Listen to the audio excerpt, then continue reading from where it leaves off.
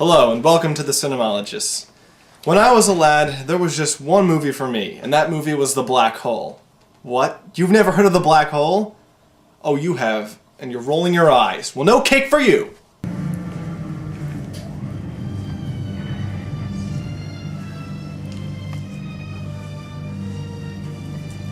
Personally, I love this movie, and it's not as bad as people say, but before I can go in depth on it, I have to discuss a topic that's very dear to me. Science fiction of the 1970s. What can you say about it? More importantly, what can I say about it? Well, I love it. It's stylish, daring, often dark, more often thought-provoking, and it was part of a maturation of cinema that occurred in the late 60s and early 70s. Of course, this all changed in 1977 when the Star Wars came out. Now I could go on and on about this, and believe me, I will, but in another video. But the gist of the matter is that post-Star Wars, most science fiction films had to have a swashbuckling aspect or something. If they didn't, well, that was too bad. I mean, God forbid a science fiction film trying to make you think or not tittle at you every 2 seconds. This new demand for Star Wars-like films really overshadowed some genuinely enjoyable science fiction that dared to be what science fiction actually is. Something which holds a mirror to society in ways that can't be done in any other genre. Not all good science fiction movies are like this, but it's what makes it unique. But let me tell you something, Star Wars is not science fiction, it's science fantasy. It has more in common with this than it does with this. And I think it's a bit of an injustice that movies like The Black Hole get ignored because they're compared to something they're not. Similar films from the same period, like Star Trek the Motion Picture, have gotten snubbed by modern movie fans because all they do is see the similarities to Star Wars and don't judge the film on its own merits. And for the record, Star Trek the Motion Picture is one of my favorite science fiction films of all time. Ever since I was 8 years old, I'd watch the film and just be glued to the set, just in wonderment, and not be bored at all. But let's talk about The Black Hole and first correct an annoying myth about the movie. It was not made in response to Star Wars. The project had been sitting on the shelf since the early 70s. It was originally supposed to be like a Poseidon adventure in space story, where a supernova was going to hit a space station. It wasn't just a cash-in. The aspects of the film which resemble Star Wars were unavoidable since its production recommenced after the blockbuster of all bunker busters exploded on the screen. By the way, did I mention that this film was made by Disney? Yeah, this was back in the day when they liked trying things that are different. Say what you want about them today, but at least 30-odd years ago they were attempting something unexpected. Not only that, but it was also Disney's first PG-rated film. Before you roll your eyes, you have to realize what the PG rating was back in the day. When the rating system was first made, it was a lot more lenient. A lot more lenient. The air turned bad. Runs blocked with dead bodies. We couldn't get out. Everything turned mad.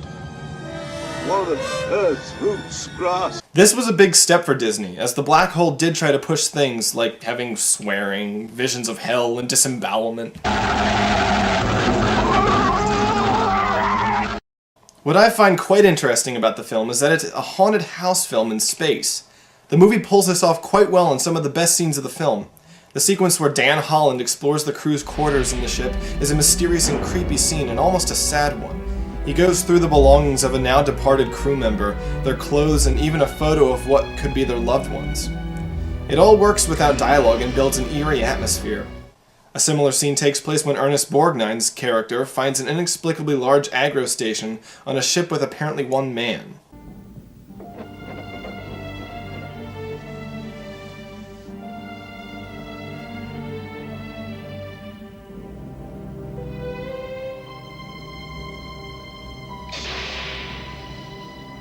Hey, wait a minute! He follows the limping robot out into the hall to find no trace but an empty hallway. This film has an odd melancholy, which I attribute to its lack of earthliness. We're in space the whole time, and the closest we ever get to an Earth-like surface is when they're in the agricultural station. When they're in the dining room, it reminds you of a place on Earth as well. I bring this up because there are several references to Earth which build up this melancholy of space, something that makes itself apparent in the eccentricity of Hans Reinhardt, played by the always magnificent Maximilian Schell. He's been away from Earth for 20 years and has taken some measures to remind himself of Earth. I've created companions of a sort. They look a bit medieval, but I'm a romantic. I compare this to Andrei Tarkovsky's Solaris. Here we're on a space station over a bizarre alien world, and in all the rooms we see that people have placed decorations to remind them of Earth and its culture. especially in the library, which is filled with art from around the world. The black hole does keep an atmosphere like this for most of the film. Helping that atmosphere is an amazing score by John Barry, who had a crop of awesome film scores in 1979. There's a feeling of being lost in his swirling melody representing the black hole itself, and much of the music used while on the Cygnus is somber and dark, definitely saving and defining many scenes.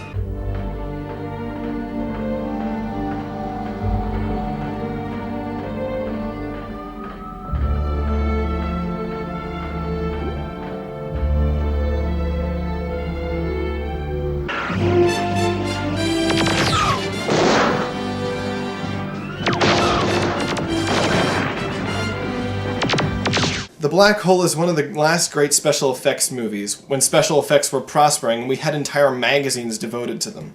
This film goes all out, many of the shots having some composite element. There were 70 plus matte paintings in the film. The model shots are quite breathtaking, and the portrayal of space as a blue starry void is a nice refreshing vision instead of the cold black space in most other such films. Now I'll go out on a limb and say that the USS Cygnus is the most beautiful spaceship ever put on film. It was an inspired piece of design work, and a memorable one at that, something which you don't get much of anymore.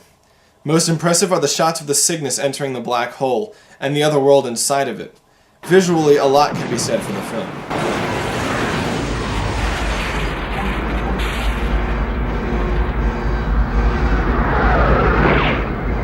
There are some problems with the film, however. And no, I'm not talking about how you can see the wires suspending the robots or how these guys are getting their heads chopped off by the matte painting.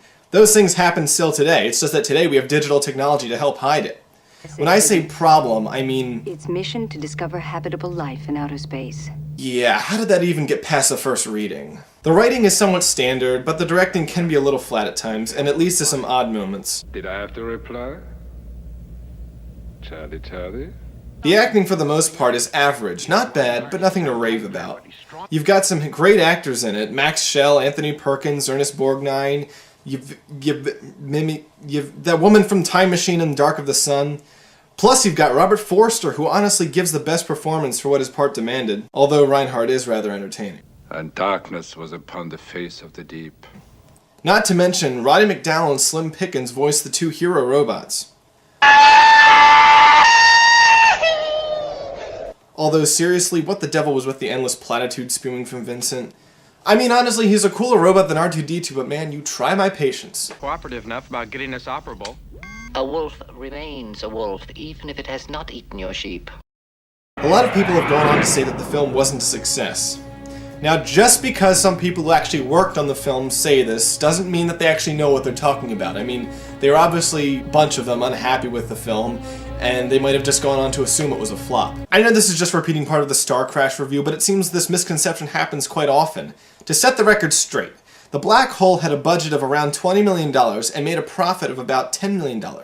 That's not a blockbuster, but it's not a failure either. In fact, it's pretty good. The film has a decent cult following, and that's because a lot of those people grew up with it or discovered it without knowing about its lambasted history. We gave it a chance, going into it honestly, and found it to be an enjoyable experience. Heck, I'm the biggest fan of it I know. That's probably not saying a lot. I have the soundtrack LP, the comic books, the VHS, both DVD editions put out by Anchor Bay and Disney respectively, the new complete expanded soundtrack CD, and even a thermos. There's something about the film that keeps bringing in fans. I've shown the film to several people, and most of them have responded really positively to it, saying they wish they had known about it sooner. In conclusion, I'd like to discuss the ending of the film, something which has attracted some flack for trying to emulate 2001. Well, I say, so what if Disney was trying to do their own version of that? Even back in 1979, not a lot of people took Disney seriously, but this was an honest and admirable attempt to go beyond expectations. The scene is at once frightening and beautiful, with some striking visuals like the merging of Reinhardt and Maximilian, or the Bosch-like landscape of hell which rises into a crystalline corridor, which always reminded me of the Emerald City from Return to Oz. Another great Disney film which got swept under the rug. The ambiguous final shot really has you thinking while the credits roll. But really, it's all a matter of taste. I personally love this film. I get a smile on my face every time I watch it, and not in some ignorant, ironic way. I really enjoy and see what's there to praise. This is how some genuinely fine films can be buried under undue hate just because everyone listens to other people's opinions and don't watch the film for themselves. Hopefully you'll consider seeing the film if you haven't already. And if you excuse me, I have to check up on a couple of chums who are just finishing the film right now.